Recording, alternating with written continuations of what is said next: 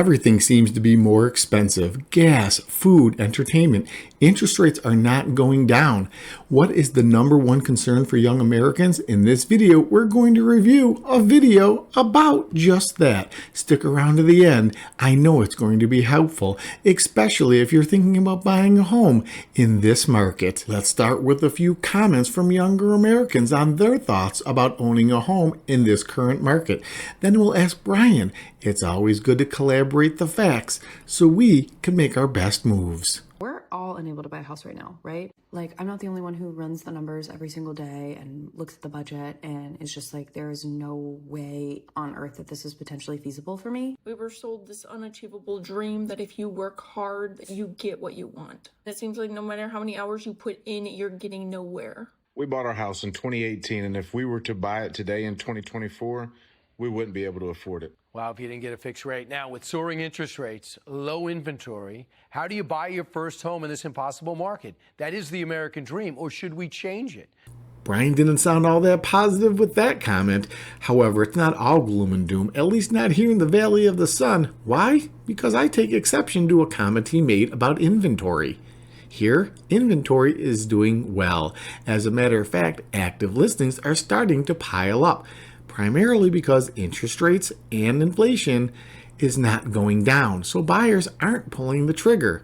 Let's move on and hear what the guest on Brian's show has to say, a man I think the world of. He knows numbers. The best in the business, the host of Making Money on Fox, Mrs. Charles Payne. Charles, you've heard this before, right? Sure, of course. You got emerging teens, too. What do you say to these people that are concerned? The young lady was interesting because she's like, I'm working hard. Yeah, I'm looking at her age. She's in her 20s, right? It's unrealistic. It's always been unrealistic to be able to buy a house at this age. So I think first and foremost, do not give up on it as an American dream. They really have done some terrible things with respect to flooding the economy with so much money, sparking 40-year high inflation that does not go away. Also, because the Federal Reserve has gotten involved, you've got this whole thing that's so skewed. People with locked-in rates are reluctant to sell. You're not going to sell a house, even if you made big money on it, with a 2% mortgage and trade it in for a 7% mortgage. Boy, Charles really knows what he's talking about. I took two big golden nuggets from that information that he gave. Make sure you go back and listen to it a couple times. You really want to absorb all of the facts and figures that he did give. Number one, don't give up on the dream of owning your own home, especially here in America. Everything's possible. It's still one of the greatest countries in the world. Everybody that's a buyer is not going to have the exact same game plan. So we want to dial it in. At least when you work with us, and it's not a plug so much. It's just that we know how to navigate through the buying process. It's not one size fits all, and it may not work for everybody. We have to run the numbers for you, and then we can see exactly what will work and what won't. The other golden nugget that he provided was interest rates. Some homeowners now want to sell. Perhaps they upsize or they downsize. But if they're at a lower interest rate, 2, 3, 4, they're certainly not going to want to sell their property and buy one at a higher interest rate, 6, 7, 8. Although they might be looking good, sitting pretty profit-wise, that trade-off is something they're going to have to dial in and figure out if making a move is going to be worth it. Okay, let's hear more. You don't have a lot of sellers. There's no incentive for builders. A couple of things, the taxes, the bureaucracy. It's just really, really crazy. It's really, really tough. Let me give you a stat. This stat is going to blow your mind because we have the most unaffordable housing market in the history of America and in the world. If you wanted to make our housing market affordable, you could do one of three things. Housing prices would have to come down 41%. Incomes on average would have to go up 69%, or mortgage rates on average would have to come down 4.3%. Instead of over 7%, like about 3.5%. Which it was not too long. Not too long ago. So the last one is the only one that can happen, and the only way that interest rates are going to come down that low is the economy's got to go into a deep recession. Once again, Charles giving us the facts and figures that we need, not so much that we always want to hear. He gave us 3 possible paths of home ownership. 2 I don't see happening. The first was home prices would have to decrease by at least 40% here in the Phoenix metro area. That's just not going to happen. Well, tell me what you think in the comments. I would call that a crash. I don't see a crash happening here. There's just too much stability with the market. In fact, over the last year, prices have steadily increased. Yes, there's been a couple of dips here and there. Like life and oceans, real estate has ebbs and flows. But again, I don't see a 40% decrease happening. The second option or path that Charles mentioned to home ownership was that incomes would have to go up by almost 70%.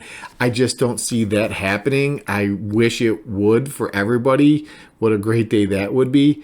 It's just unrealistic. And the last that he mentioned, which is the only one that I think could happen, is interest rates get reduced back to around 4%, making mortgages more affordable. That does seem to be the only real solution at this point, based on the other 2. Those aren't going to happen. The main reason I'm hesitant to call that last option a solution or the best solution, as Charles and Brian both mentioned, interest rates were lower not that many moons ago, 3.5%, 4%. But in order to get them there now, the economy would go into a deep recession. I don't think we want that. We need better solutions to make homes affordable. That's the answer. It's true, those 3 options at this point in time don't seem like much of options to anybody who would like to purchase their own home. But what's coming up next is encouraging. Charles gives us words of wisdom. By the way, if you're searching for your dream home, our new mobile app is a must-have. So download it. It's safe. It's free. It's private. Nobody's going to bother you every time you click on a home you're interested in. Nobody's going to sell your information. And the homes on our site are actually still for sale. Quite the differences from those other third-party real estate sites. So my advice to people is there's a couple things. We're in this new age, work from home. So the beautiful thing is you don't have to necessarily be in an overpriced city to get these great jobs and be able to work. Consider working further away. From the city. From the city, getting more land, getting a bigger house for a smaller payment. Consider that. Also, everyone just has to buckle down. Right now, you really have to make sacrifices. Thank you, Charles. That is encouraging. One of the positive results I believe that came from COVID is the ability for some to work from home.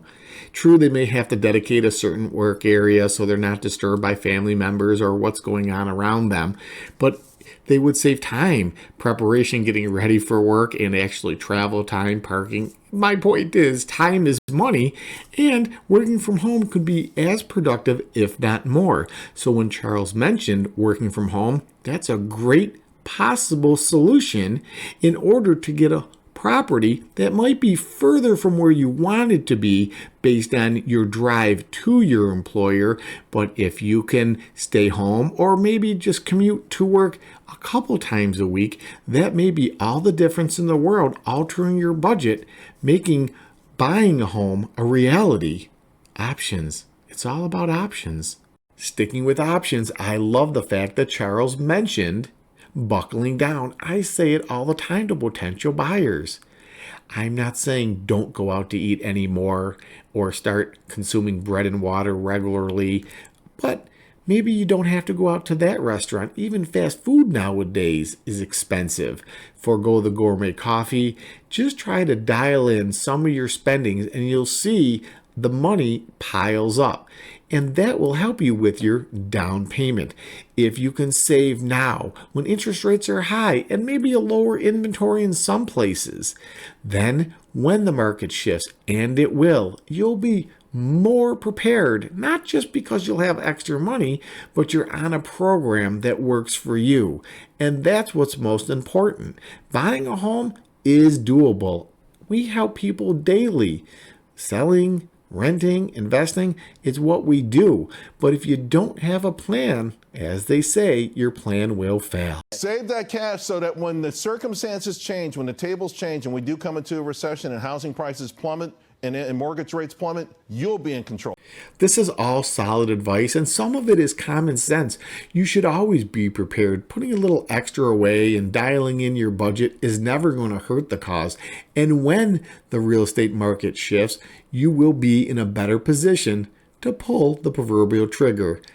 I try to dial it in to be more specific when it comes to Phoenix metro real estate, but overall, like Charles said, sometimes you just gotta dial back certain things, buckle down. You really have to look at the big picture. Everybody wants everything. Well, most people want everything, but you have to live within your means. That doesn't mean settle. It means put yourself in the best position to obtain your goals. And if home ownership is one of them, let's work on that together. We'll get there. We always will. This is how we operate. It's America, after all. Lastly, let's listen to Brian give some numbers about the ages of first-time home buyers. Brian, if you would. 1981, the average person who got their first house, 29. In 2013, it was 31. In 2023, it was 35. So that's what's frustrating some people. Sure. There you have it. I truly hope you enjoyed this video. If you did, make sure you check out this video. Until next time, please take care. God bless America. I'll talk to you soon.